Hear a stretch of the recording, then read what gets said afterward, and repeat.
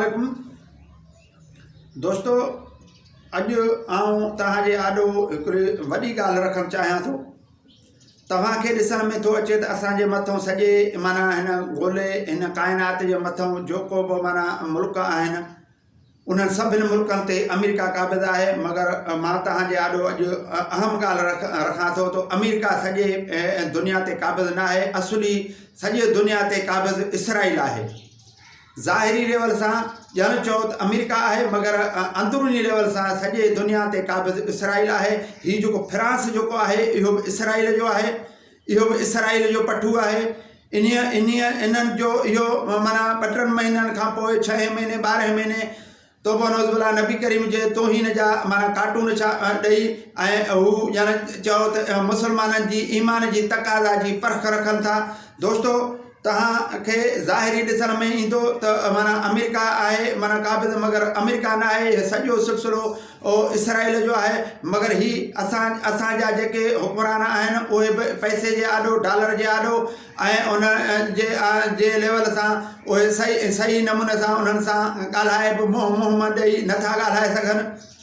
जीअं मां तव्हांखे ॿुधाईंदो हलां त हिन महिल ॿुधण में थो अचे त जेकॾहिं माना पंहिंजो फ्रांस सां तालुकात टोड़िया वेंदा त पूरत यूरोपी यूनियन जेके बि माना हिंदू ऐं ईसाई मज़हब जा जेके बि आहिनि मुल्क उहे पाकिस्तान सां नाता टोड़े छॾींदा। त इहे ॿुधण में ॻाल्हियूं अचनि था त हुननि जी एॾी ॿधी ऐं असांजे मुसलमान मुल्कनि जी ॿधी न आहे, एको न आहे, मोहबत न आहे ऐं माना उहे सभु मुसलमान छिरो-छर थियूं वेठा आहिनि। जेकॾहिं उन्हनि उहे छो मुतहद नथा थियनि, उन्हनि सभिनी मुसलमान मुल्कनि खे मुतहद करण लाइ जेको भुट्टे साहिब माना अक़वाम जो पंहिंजो मीटिंग कोठाई इस्लामी उन लेवल सां उन खे बि अमेरिका माराए छॾियो। भुट्टे साहिब खे माराइण में त असांजे पंहिंजे पाकिस्तान जा जी हुकूमत ई मुल्ज़ हुई, जेका हुन जे अमेरिका जे रोश ते भुट्टे साहिब खे मारायो। अहिड़े लेवल सां को बि मुसलमाननि जो मुल्क पाण में ॿधी नथो करे, छो त उन्हनि सभिनी ॾिठो भुट्टे साहिब खे मारायो हुयो।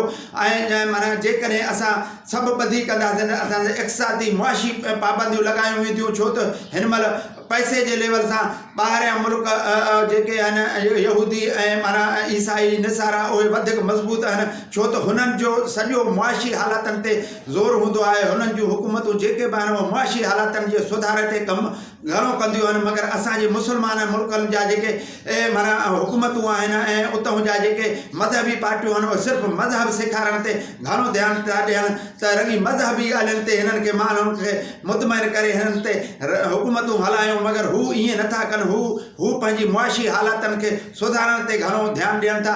दोस्तों, जेकॾहिं असां पंहिंजा ख़्याल तब्दील करे पंहिंजे मुआशी हालातनि खे मज़बूत कयूं ऐं पंहिंजे ईमान जी तक़ाज़ा खे मज़बूत कयूं त असां इन्हनि मुल्कनि सां मुक़ाबिलो करे था सघूं। महिरबानी। अस्सलाम वालेकुम दोस्तों।